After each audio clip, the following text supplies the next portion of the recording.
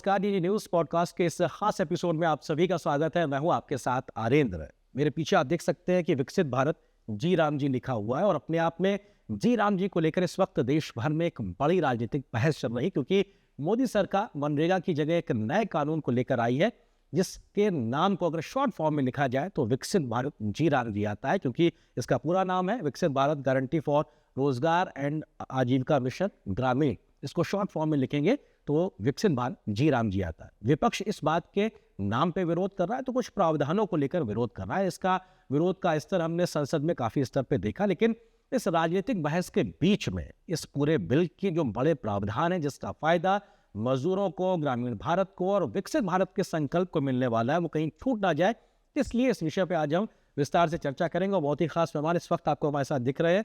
हमारे साथ में हरिकृष्ण शर्मा जी हैं, जो कि इंडियन एक्सप्रेस अखबार में सीनियर असिस्टेंट एडिटर के तौर पे काम कर रहे हैं और आप लंबे समय से भारत सरकार के ग्रामीण विकास मंत्रालय को कवर कर रहे हैं, जो कि मनरेगा या फिर अब विकसित भारत जी राम जी को संचालित करने की जिम्मेदारी निभाता है। तो आपके अनुभव के आधार पर समझने की कोशिश करेंगे कि आखिर कैसे नए प्रावधानों में क्या कुछ खास होने वाला है। तो सबसे पहला सवाल आपसे हम यही करते हैं कि आखिर सरकार इस नए कानून को लेकर क्यों आई है, उसके पीछे की सोच और उद्देश्य क्या है? अगर आप इस विधेयक को, विकसित भारत जी राम जी विधेयक को पढ़ें तो उसका शुरुआती जो लाइन है वो इस विधेयक के उद्देश्य को बताती है कि सरकार ने 2047 तक देश को विकसित राष्ट्र बनाने का लक्ष्य रखा है और उस लक्ष्य को हासिल करने के लिए सरकार का इरादा है कि गांव भी विकसित हो और एक ऐसी योजना बनाई जाए जो आपको एक रोज़गार की गारंटी तो दे ही, साथ ही साथ जो एक बड़ा लक्ष्य है, जो पूरे राष्ट्रीय स्तर का जो लक्ष्य है, इस लक्ष्य को प्राप्ति के लिए वो अपना योगदान दे। तो इसकी पृष्ठभूमि पिछले कुछ वर्षों में जो सरकार की ओर से इसको सार्वजनिक भी किया गया, इस लक्ष्य को प्राप्त करने की दिशा में ये स्कीम बनाई गई है। सर, आप जो बात कह रहे हैं इसमें एक चीज समझना मैं चाहूंगा कि मनरेगा रोजगार तक सीमित था, इसके साथ में आजीविका को जोड़ा गया और जिस बात का जिक्र आपने किया कि विकसित भारत के संकल्प को जोड़ा गया, इस अंतर को कैसे समझा जाए कि रोजगार नहीं, आजीविका और विकसित भारत के संकल्प तक आगे बढ़ने की बात यहाँ पे है? देखिए, मैं थोड़ा सा आपको इसकी भी पृष्ठभूमि बताऊंगा कि जब नरेगा जिस समय आया 2005 में, उस समय देश की पृष्ठभूमि अगर आप देखें तो 91 में रिफॉर्म्स हुए थे। उसके बाद 99 और 2004 के बीच में जो ओपन अप हुई इकोनॉमी, उन रिफॉर्म्स का क्रियान्वयन हुआ और उस समय आवश्यकता थी कि ग्रामीण अर्थव्यवस्था में मांग जो है सृजित की जाए, जिससे कि जो मांग सृजित होगी उससे हमारी जो राष्ट्रीय अर्थव्यवस्था है उसको बल मिलेगा जी। और उस समय मांग सृजित करने के लिए और आजीविका को बल देने के लिए नरेगा लाया गया। और आप नरेगा का भी अगर आप उद्देश्य पढ़ें तो उसमें है to enhancement of rural livelihood, कि ग्रामीण आजीविका को बढ़ाना, वो नरेगा का मुख्य उद्देश्य था।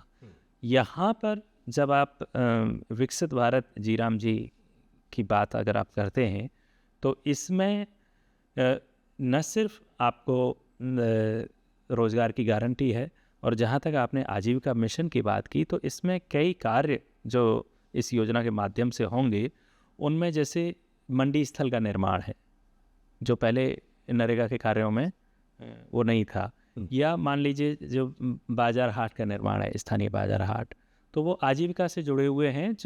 जो एक काम तो होगा, संपत्ति सृजित होगी, लेकिन वो संपत्ति बाद में आजीविका देने का माध्यम बनेगी।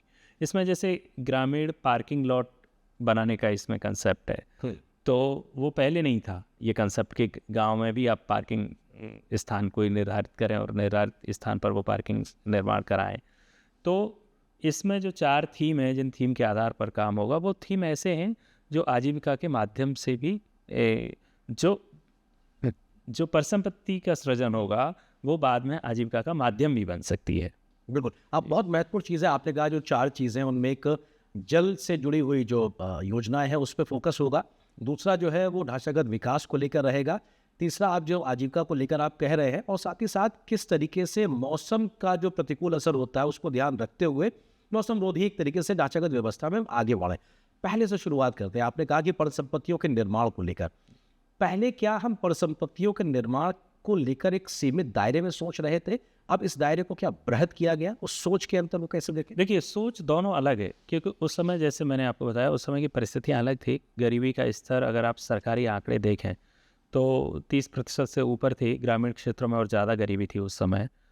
और अभी के जो आंकड़े, अगर आप उन पर विश्वास करें, जो आंकड़े आए हैं इस समय, अलग अलग एजेंसियां, सरकारी, गैर सरकारी और अर्थशास्त्री, कई इस तरह के आंकड़े बताते हैं कि जो अति गरीबी है, एक्सट्रीम पॉवर्टी जिसको बोलते हैं, वो एक्सट्रीम पॉवर्टी 5% से भी कम है ग्रामीण भारत में इस समय। तो आप अगर एक नीति निर्माता हैं और पूरे देश के लिए आप नीति बना रहे हैं, तो जो नीति आप 30% से अधिक गरीबी के लिए जब बनाएंगे, 30% का मतलब हुआ कि हर तीसरा परिवार गरीब हो, अत्यंत गरीब। और जब 5% गरीबी होगी तो आप दोनों के लिए अलग अलग आप दृष्टि रखेंगे, अलग अलग सोचेंगे। तो उस समय जब नरेगा था तो उसका सबसे ज़्यादा ध्यान, जैसे मैंने आपको बताया कि आजीविका की जो सुरक्षा थी उसको और बढ़ाना था, आजीविका सुरक्षित रहे आपकी। अभी पिछले 20 वर्षों में जो देश ने तरक्की की है, धीरे धीरे अलग अलग क्षेत्रों में कहीं तरक्की ज़्यादा हो सकती है, कहीं तरक्की कम हो सकती है। इससे कोई इनकार नहीं कर सकता कि तरक्की नहीं है जी, ठीक है।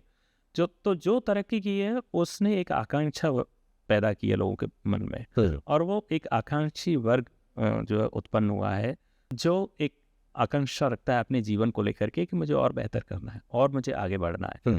तो उसके लिए अब आपको अपने प्रोग्राम को री-इवेल्युएट करके रीडिज़ाइन करना होगा, ताकि आप देख सकें कि पिछले 20 साल में हमने जो किया है, क्या अब आप अगले 20 साल वैसे ही करना चाहते हैं? ठीक, तो क्या रिव्यू आप जो कह रहे हैं कि हमने 20 साल, 2 दशक पहले एक योजना शुरू किया, 2 दशक में, 20 सालों में हम एक हमने रास्ता सफर तय किया है। अब वक्त वो है कि जब हम पलट के देखें कि हमने क्या अचीव किया और अब आगे हमको कैसे अचीव करना। यही बात सरकार कह रही हो, शायद इसी को लेकर एक विरोध भी, साहब 20 सालों में बहुत कुछ बदला है, हमको भविष्योन्मुखी होकर देखना होगा। बिल्कुल, मैं वही आपको बता रहा हूँ कि दोनों प्रोग्राम की पृष्ठभूमि कि वो क्यों आया और ये प्रोग्राम क्यों आया है।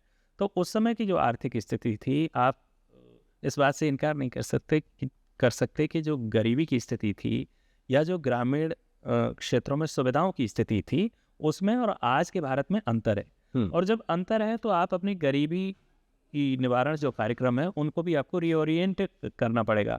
आप ऐसा नहीं है कि जो 20 साल पहले जो कार्यक्रम चला रहे थे वैसे ही करेंगे। और उस समय जैसा मैंने आपको बताया कि नरेगा का उद्देश्य ये था कि आपकी आजीविका की जो सुरक्षा है उसको बढ़ाना है। और उसमें क्या है, उसके जो सेंट्रल थीम थे कि आपको न्यूनतम कितने दिन साल में आपको काम मिलेगा उसकी गारंटी थी, ठीक है। दूसरा उसका था कि आपको मजदूरी मिलेगी, जो निर्धारित मजदूरी है, और जो अधिसूचित मजदूरी है वो मजदूरी आपको मिलेगी, वो मजदूरी आपको समय पे मिलेगी। ये 3-4 उसकी मुख्य बातें थी जी, ठीक। हम लोग और अब मैं आपको उसी बात पे आ रहा हूँ। तो अब आपने क्या किया, आपने कहा कि ये काम बहुत अच्छे तरीके से इस कानून ने अपना कर दिया है कि एक न्यूनतम 100 दिन का काम की गारंटी हम 20 साल से रनिंग कर रही है। ये सरकार भी, पुरानी सरकार भी, दोनों अलग अलग पार्टियों की, अलग अलग गठबंधनों की सरकार रही, उन्होंने लागू किया दोनों ने ही। आपने सोचा कि अब मजदूरी भी डिलीवर हम कर पा रहे हैं, दे पा रहे हैं, उनको समय पे दे पा रहे हैं, तो अब इसका और दायरा बढ़ाया जाए, इसको और रीओरिएंट किया जाए, और क्या ये देश को विकसित राष्ट्र बनाने के लक्ष्य से जोड़ा जा सकता है। तो मुझे ऐसा लगता है इस नए कार्यक्रम में विकसित भारत जी राम जी में सरकार ने अपने जो बड़ा उद्देश्य है विकसित भारत का, उसको हासिल करने के लिए कैसे हम इस चैनल को यूज कर सकते हैं, ये प्रयास है। वो एक विजन के साथ में उसको जमीन पर उतारा गया। सबसे महत्वपूर्ण चीज़ तो यही कि सर 100 दिन की जगह 125 दिन के रोजगार की गारंटी की बात है, लेकिन हम 4 बड़े प्रमुख क्षेत्रों की बात कर रहे थे जहां कामों का जिक्र है। ये भी क्या आपको लगता है बहुत व्यवहारिक तरीके से सोचा गया, ताकि जो ग्राम स्तर पे, ग्रामीण स्तर पे जो परिसंपत्तियों का निर्माण होगा उसका अंततोगत्वा फायदा उस ग्रामीण अर्थव्यवस्था को ही मिलता नजर आएगा? इसको कैसे समझा जाए? वो तो देखिए, अगर परिसंपत्तियों का सृजन अल्पकाल के लिए होता है तो उसका कम समय के लिए फ़ायदा मिलेगा। अगर दीर्घकालिक परिसंपत्तियां सृजित होती हैं तो गांव के लोगों को उसका लंबा फ़ायदा मिलेगा। अब जैसे 4 इन्होंने जो थीम बनाए, थीम से क्या होगा कि आपको एक प्रेडिक्टेबिलिटी रहेगी, आपको एक दायरा पता है कि हमको इसी दायरे में रह के काम करना है। तो जो थीम है वो थीम बहुत महत्वपूर्ण है कि एक तो ढांचागत सुविधाओं का विकास होना बहुत ज़रूरी है, चाहे सड़क हो, चाहे वहाँ पर पानी की पाइपलाइन हो, या वेस्ट वाटर का भी शहरों में ही अभी चिंता होती है, ग्रामीण क्षेत्रों में बहुत जल्दी आपको इसकी चिंता महसूस होगी, तो चाहे उसका हो, उसकी निकासी का, या जल प्रबंधन का हो, जल संभरण का हो, तो इसके लिए आपको जो जो मुख्य ढांचागत सुविधाएं, कोर इंफ्रास्ट्रक्चर फैसिलिटी जो इस बिल में जिसके बारे में जिक्र है, वो बहुत ज़रूरी है। दूसरी बात, आज जिसका आपने मौसम का भी थोड़ी देर पहले जिक्र किया था, तो आज जलवायु परिवर्तन पूरे देश के लिए, पूरी दुनिया के लिए चुनौती है, बिल्कुल। और उसके लिए आपको तैयार होना पड़ेगा, उस दिशा में सोचना पड़ेगा। तो अगर आपका इतना बड़ा कार्यक्रम है जो राष्ट्रीय स्तर पर हर ग्राम पंचायत में लागू हो रहा है, अगर वो कार्यक्रम वहाँ पर अपने छोटे छोटे माध्यम से इंटरवेंशन करे, चाहे वृक्षारोपण के हैं, चाहे जल संभरण के हैं, ठीक है, तो अगर आप उस दृष्टि से भी सोच के चलें कि हमको जलवायु परिवर्तन की जो चुनौती है उसका भी सामना करना है, तो आपका ये कंपोनेंट इसमें है, तो ये भी मैं समझता हूँ कि सोच समझ के इसको एक तरीके से रखा गया। सर, सिलसिलेवार तरीके से इस विकसित भारत जी राम जी के तमाम जो काम जिसमें शामिल किए गए उन बिंदुओं पे आते हैं। बेरोजगारी भत्ते को लेकर मनरेगा में भी प्रावधान था, यहाँ पर भी है, लेकिन इसको और मजबूत करने की बात सरकार कर रही है। इसको सुदृढ़ और पारदर्शी तरीके से, सशक्त तरीके से बनाया गया। वो कैसे होगा और कैसे लाभकारी होगा ग्रामीण मजदूरों के लिए? देखिए, जहाँ तक बेरोजगारी भत्ते का प्रश्न है, वो तो पहले भी प्रावधान था, और विकसित भारत जी राम जी में भी उसका प्रावधान है। उसमें नियम यह है कि ये जो प्रस्तावित कानून है, अभी क्योंकि संसद के दोनों सदनों ने पारित कर दिया, राष्ट्रपति जी की मंजूरी के बाद ये गजट में प्रकाशित होगा और लागू होगा। जिस तारीख को सरकार तय करेगी उस तारीख से ये लागू होगा। तो इसमें ये प्रावधान है अभी कि अगर आपने काम मांगा, कोई भी व्यक्ति जो अकुशल श्रम करने के लिए इच्छुक है, वो ग्राम पंचायत में काम मांग सकता है, और उसको 15 दिन के भीतर ग्राम पंचायत को काम देना होगा जी। अगर वो 15 दिन में ग्राम पंचायत काम नहीं देती है तो उस व्यक्ति को बेरोजगारी भत्ता मिलेगा। ठीक है, तो ये उसको एक आश्वासन देता है इस बात का, और साथ ही साथ पंचायत को बाध्य करता है कि आपको समय पे काम देना है। ऐसा नहीं है कि एक आदमी ने अभी काम मांगा और 6 महीने तक उसको इंतजार करना पड़े। राज्य सरकारों को भी वो जवाबदेही तय करता है कि अगर आप नहीं देंगे अगर आप नहीं समय पर काम देंगे 15 दिन के भीतर, तो बेरोजगारी भत्ता आपको अपने फंड से देना पड़ेगा। तो ये पहले भी था और अभी भी ये प्रावधान रखा है, तो ये अच्छा है। ठीक है सर, निगरानी, मॉनिटरिंग, पारदर्शी व्यवस्था और बीते 2 दशक में भ्रष्टाचार को लेकर कई सवाल खड़े होने, ये भी एक बहस का विषय है। हम नए प्रावधानों में किस प्रकार से इन व्यवस्थाओं को देखेंगे ताकि पारदर्शिता के साथ में अंतिम व्यक्ति जिसके लिए ये योजना लागू की गई उस तक पहुंचे? मॉनिटरिंग और तकनीक का इस्तेमाल कैसे हो रहा है इसमें? देखिए, इसमें एक ये आपने बड़ी महत्वपूर्ण बात कही, इस विधेयक में जो प्रस्तावना की गई है, एक तो सूचना प्रौद्योगिकी का इस्तेमाल इसमें होगा, जियो टैगिंग जैसी तकनीक का इस्तेमाल होगा, जिससे कि जो भी परिसंपत्तियां सृजित हो रही हैं उनकी आप निगरानी कर सकें, देख सकें कि वो सचमुच उस जगह पर हैं कि नहीं, काम जहाँ पे हुआ है कि नहीं। फिर इसमें बायोमेट्रिक्स से जैसे अटेंडेंस लेना है, तो जो हमेशा ये एक शिकायत रहती है कि सरकारी कार्यक्रमों का फ़ायदा एक तो जो अवांछित लोग हैं वो ले रहे हैं, जो उसके अपात्र लोग हैं वो ले रहे हैं। दूसरा, कुछ ऐसे लोग भी हैं जो वास्तव में एग्जिस्ट नहीं करते लेकिन उनका नाम लिखा हुआ है और वो फ़ायदा उसका ले रहे हैं। तो ये जो बायोमेट्रिक से जब अटेंडेंस होगी तो आप ये देख सकेंगे कि वास्तव में ही सचमुच ये वही मजदूर है जिसने काम किया है या कोई और है जिसको फ़ायदा जा रहा है। तीसरी बात, डीबीटी के थ्रू पैसा अभी भी जाता था और आगे भी जाएगा। एक इसमें रूरल इंफ्रास्ट्रक्चर स्टेक बनाने की एक संकल्पना है।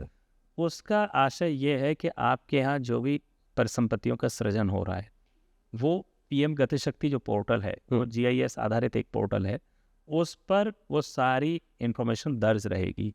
तो कहीं ऐसा नहीं है कि एक ही काम को कोई बार बार दिखाता रहे कि एक तालाब है, वो बार बार हर साल उसी तालाब को खुदवा रहे हैं, उसी की खुदाई हो रही है। तो इससे आप देख सकते हैं, आप जिसको बोलते हैं संसाधनों का समुचित उपयोग सुनिश्चित कर सकते हैं कि जो पैसा खर्च किया जा रहा है वो वास्तव में संपत्ति सृजन के लिए हो रहा है, और जो संपत्तियां सृजित हो रही हैं वो वास्तव में अलग अलग संपत्तियां हैं। ऐसा नहीं है कि एक ही संपत्ति पर एक ही जगह काम चल रहा है, उसी को बार बार आप दिखा रहे हैं। जी, तो तकनीक के इस्तेमाल से बेहतर व्यवस्था लागू करने को लेकर ये भी विषय, कहीं इसको लेकर एक दूसरी राय भी दी जा रही कि क्या ग्राम पंचायतों के कमजोर करके गतिशक्ति जैसी व्यवस्थाओं से जोड़ना, क्या ये इस प्रकार की बहस को पैदा करता है? इस बहस के बीच में सच्चाई कहाँ पे कि क्या ग्राम पंचायतें ज़्यादा सशक्त होंगी और भविष्य के साथ में अगर गतिशक्ति ऐसी चीज़ों के साथ में जोड़ते हैं तो उसका लाभ ज़्यादा बेहतर मिलेगा? इस पे को कैसे देखा जाए?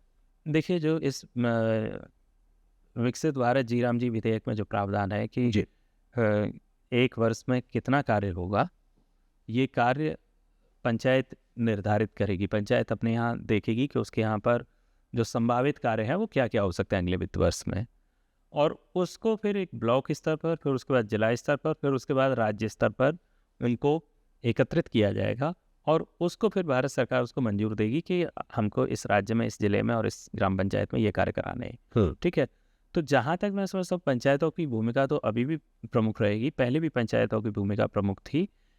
एक चीज़ जिसके संबंध में ये कहा जा रहा है कि पहले जो कार्यक्रम था नरेगा का वो ओपन एंडेड था, यानी आपके यहाँ जितनी डिमांड है आप उतनी डिमांड रख सकते हो।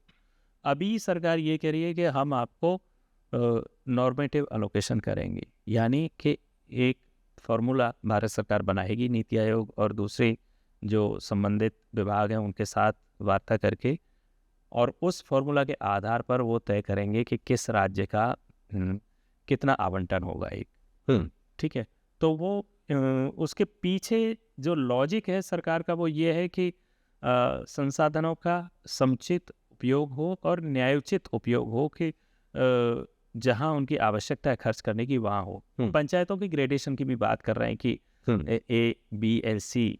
तो क्या ये जो बात आप कह रहे हैं बहुत महत्वपूर्ण है, मैं इसको एक दूसरे तरह से फिर समझना चाहता हूँ कि इस विषय को क्या इसलिए भी नए तरीके से परिभाषित करना या लागू करने की जरूरत थी क्योंकि बीते 2 दशक में बहुत सी शिकायतें फंड के दुरुपयोग की लगातार आती रही हैं, मिसयूज की आती रही हैं?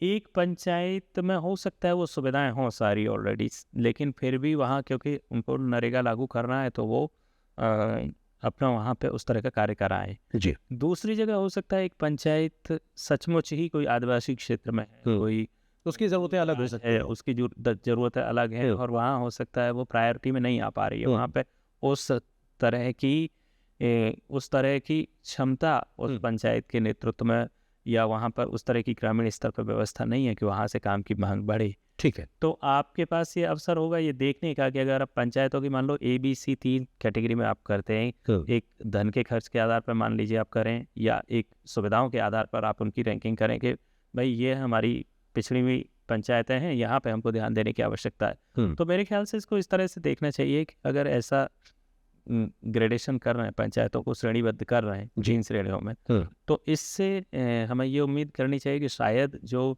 जहाँ जिन सबसे ज़्यादा आवश्यकता है इसका, उसका एक तरीके से इस्तेमाल बेहतरीन से पर हो पाया किया जाए। ठीक है सर, एक बात और कि नो वर्क पीरियड को लेकर भी इसमें प्रावधान किए गए हैं।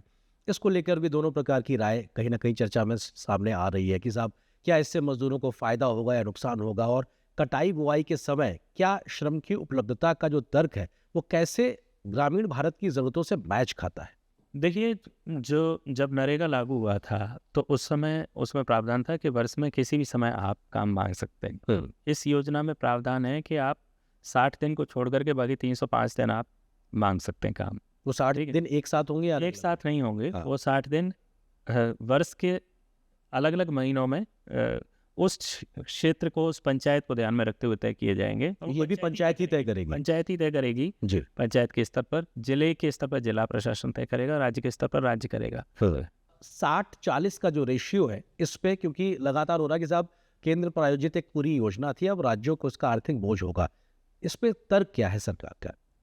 देखिए, सरकार का तो ये कहना है कि हम इस कार्यक्रम को लागू करने में राज्यों को साझीदार बनाना चाहते हैं, और साझेदारी के दो ही पहलू होते हैं कि या तो आप क्रियान्वयन उनके माध्यम से करेंगे, या वो आपको धन में भी आपको साझेदारी करें कि जो भी इस पर व्यय होगा कुछ आप वहन करें, कुछ राज्य सरकार वहन करें। दूसरा सरकार का जो बिंदु है वो ये है कि अभी जितनी भी केंद्र प्रायोजित योजनाएं चल रही हैं उनमें 60 और 40 का ही अनुपात है कि अगर 100 रुपये खर्च हो रहे हैं तो 60 रुपये भारत सरकार देगी, 40 रुपये बाकी सब राज्य मिल करके देंगे। ठीक है, तो ये दो आधार सरकार ने बताए कि एक तो हम राज्यों के साथ पार्टनरशिप, सहभागिता चाहते हैं उनकी, दूसरी हमारी जितनी भी केंद्र प्रायोजित योजनाएं हैं उनमें अभी 60-40 के अनुपात में ही व्यय होता है, तो इसलिए हम इसमें ये चाहते हैं जी। लेकिन इस समय अब ये देखना ये होगा कि जब ये कार्यक्रम लागू होगा तो किस तरह से ज़मीन पर उतरता है, क्योंकि जो व्यय पक्ष में जो सुधार हुए हैं बीते वर्षों में उनके मुताबिक जब किसी लाभार्थी के खाते में राशि जाती है और केंद्र और राज्य उसमें मिलकर के सहभागिता करते हैं, तो वो राशि तभी जाएगी जब दोनों के खातों में धनराशि उपलब्ध हो। अगर उनमें से किसी एक के खाते में नहीं है तो धनराशि ट्रांसफर नहीं होगी। तो ऐसी स्थिति में ये राज्यों को बड़ी जिम्मेदारी के साथ और बड़ी प्राथमिकता के साथ ये सुनिश्चित करना होगा कि ये उनकी जिम्मेदारी है अब रोजगार देना ग्रामीण क्षेत्रों में। लगातार इस बात को लेकर अभी भी बहस हो रही है कि नाम बदलने को लेकर मनरेगा से विकसित भारत जी राम जी तक आने में नाम बदलने को लेकर बड़ा राजनीतिक विवाद है। हालांकि प्रावधानों से इतर ये राजनीतिक सवाल है, लेकिन आपको लगता है कि नाम बदलने से इसका नुकसान मजदूरों को होने जा रहा है, या इस बहस का खाली एक राजनीतिक पक्ष है, इसका प्रावधानों पे कोई असर नहीं पड़ना है? देखिए, जब संसद में ये विधेयक पारित किया जा रहा था तो जो ग्रामीण विकास मंत्री हैं शिवराज चौहान जी, उन्होंने कहा था कि जब नरेगा लागू हुआ तो उस समय उसका नाम नरेगा ही था। 2009 में उसका नाम महात्मा गांधी नरेगा किया गया। जो नामकरण होता है किसी भी योजना का, और कोई योजना जो होती है वो किसी भी राजनीतिक दल के जो राजनीतिक दर्शन का वक्तव्य होता है, उसकी अभिव्यक्ति होती है। तो मुझे लगता है कि लाभार्थियों को प्रचलित नाम से एक नया नाम अपनाने में थोड़ा समय लग सकता है, क्योंकि जागरूकता आने में थोड़ा समय लगता है। लेकिन अगर कोई स्कीम समय पर काम दे रही है, समय पर भुगतान कर रही है, उस काम का श्रम का भुगतान कर रही है, तो मेरे ख्याल से एक लाभार्थी के रूप में तो लाभार्थी को कोई दिक्कत नहीं होनी चाहिए कि उसका नाम आपने नरेगा रखा है, मनरेगा रखा है, या विकसित भारत जी राम जी रखा है। क्योंकि मुख्य मुद्दा तो इस बात का है कि वाजिब काम मिले, हर हाथ को काम मिले और उसका वाजिब दाम मिले। फाइनल क्वेश्चन और फाइनल जवाब आपका सर, इस पूरी राजनीतिक बहस के बावजूद किस तरीके से आप देखते हैं कि विकसित भारत जी राम जी में मजदूरों के हिस्से में क्या चीज़ें दिखाई पड़ रही हैं, और राज्यों की चिंताओं के बाद में एक विकसित भारत का एक संकल्प का आधार बड़े तौर पर ग्रामीण भारत में स्थापित होता हुआ दिखाई पड़ेगा? लोकतांत्रिक व्यवस्था में कोई भी चीज़ अंतिम नहीं होती, और सरकारी कार्यक्रमों में क्या होता है, अभी इसका विचार आया है, अभी ज़मीन पर उतरेगा। ज़मीन पर उतरेगा तो एक शब्द होता है टीथिंग ट्रबल। तो शुरुआत में इसको लागू करने में कुछ कठिनाइयाँ आएंगी। तो जैसे जैसे जब कोई भी, क्योंकि नरेगा भी जब से बना उसमें कानून में कोई बदलाव नहीं हुआ, लेकिन जो प्रावधानों में बहुत से बदलाव, कौन से जो उसमें व्यवस्थाएं हैं, निगरानी की हो व्यवस्था या पेमेंट की हो, तो उसमें कई नई नई चीज़ें अपनाई गई जी। उसमें कार्य भी पहले सीमित थे अलाउ, फिर उसमें और कार्य जोड़े गए जरूरत के हिसाब से। तो मुझे लगता है अगर कुछ कठिनाई आएगी तो इसमें भी सरकार को सोचना पड़ेगा, करना पड़ेगा। लेकिन एक बात निश्चित है कि आप 20 साल पहले जो स्थिति थी उसके आधार पर ही अगले 20 साल की सोच नहीं रख सकते। अगर आप अगले 20 साल के लिए सोच रहे हैं तो आपको फिर कुछ एक नई व्यवस्था बनानी पड़ेगी और नया कार्यक्रम उसके लिए आप तय। बिल्कुल, उसके लिए विकसित भारत जी राम जी एक तरीके से बड़ा आधार तैयार करा। बहुत बहुत शुक्रिया हरिकृष्ण शर्मा जी हमारे साथ इस पॉडकास्ट में जुड़ने के लिए। और निश्चित तौर से राजनीतिक बहस में विकसित भारत जी राम जी के प्रावधान कहीं खो ना जाए, उस बात पे बहस ना हो पाए, ये भी बड़ा जरूरी था। शुक्रिया अपना समय देने के लिए।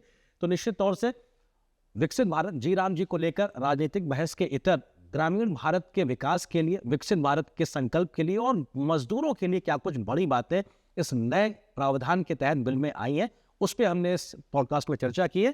किसी और पॉडकास्ट में आपके साथ फिर हाजिर होंगे। फिलहाल मुझे दीजिए अनुमति। नमस्कार।